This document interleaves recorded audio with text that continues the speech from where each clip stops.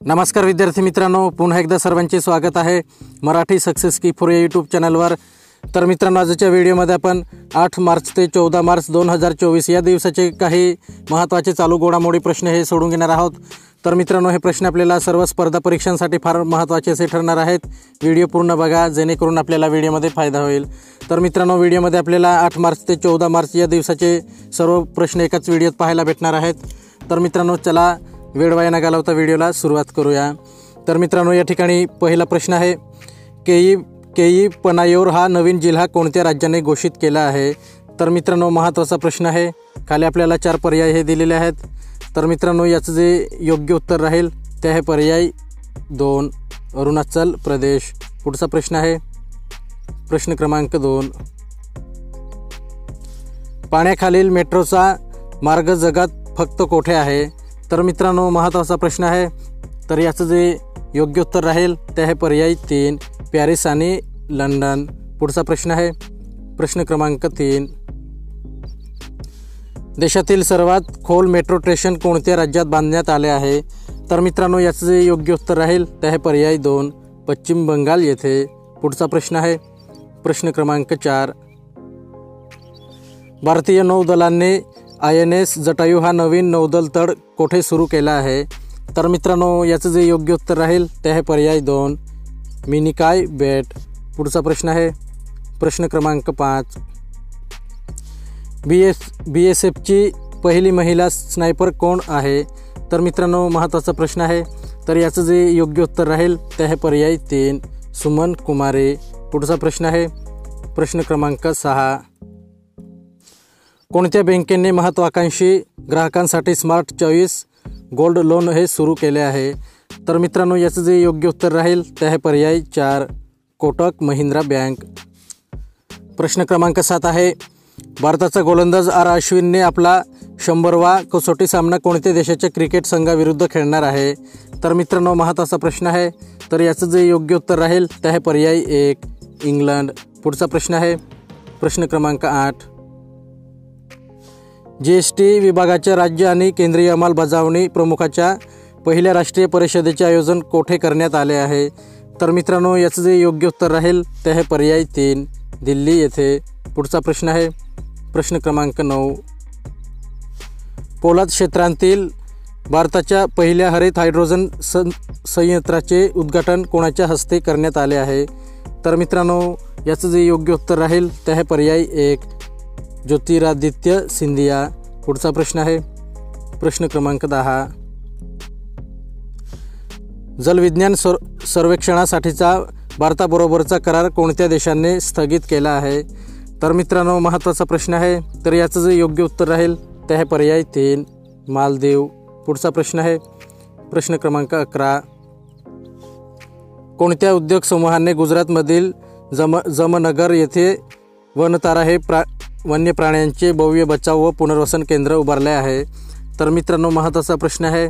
तर याचं जे योग्य उत्तर राहील ते आहे पर्याय 1 रिलायन्स। पुढचा प्रश्न आहे प्रश्न क्रमांक 12, महाराष्ट्र राज्य प्रदूषण नियंत्रण मंडळाच्या अध्यक्षपदी कोणाची नियुक्ती करण्यात आली आहे? तर मित्रांनो, याचं जे योग्य उत्तर राहील ते आहे पर्याय 1 सिद्धेश कदम। पुढचा प्रश्न आहे प्रश्न क्रमांक 13, महाराष्ट्र राज्यात किती हजार मेगावॉट सौर ऊर्जा निर्मिती करण्यात येणार असून त्यात 40,000 कोटी रुपयांची गुंतवणूक होणार आहे? तर मित्रांनो, महत्त्वाचा प्रश्न आहे। तर याचं जे योग्य उत्तर राहील ते आहे पर्याय 3 9,000। पुढचा प्रश्न आहे प्रश्न क्रमांक 14, जागतिक महिला दिन कधी साजरा करण्यात येतो? तर मित्रांनो, याचं जे योग्य उत्तर राहील ते आहे पर्याय 2 8 मार्च रोजी। पुढचा प्रश्न आहे प्रश्न क्रमांक 15, खालीलपैकी कोणाला 2024 वर्षीच्या अर्थ अवर इंडियासाठी संदेशदूत बनविण्यात आले आहे? तर मित्रांनो, याचं जे योग्य उत्तर राहील ते आहे पर्याय 4 PV सिंधू। पुढचा प्रश्न आहे प्रश्न क्रमांक 16, यशस्वी जयस्वाल हा कसोटी क्रिकेटमध्ये सर्वात कमी डावात 1000 धावा पूर्ण करणारा कितवा भारतीय खेळाडू ठरला आहे? तर मित्रांनो, महत्त्वाचा प्रश्न आहे। तर याचं जे योग्य उत्तर राहील ते आहे पर्याय 3 2। पुढचा प्रश्न आहे प्रश्न क्रमांक 17.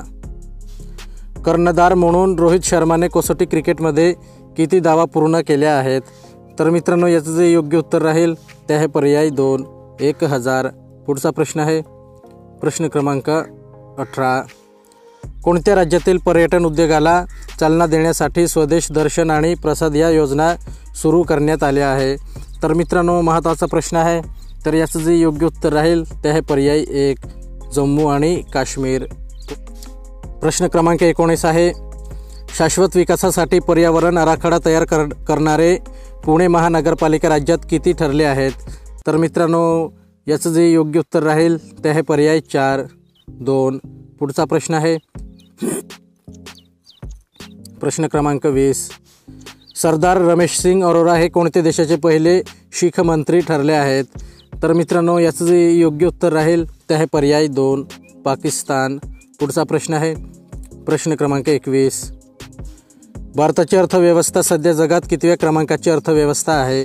तर मित्रांनो, याचं जे योग्य उत्तर राहील ते आहे पर्याय 4, 5वे. प्रश्न क्रमांक 22 आहे.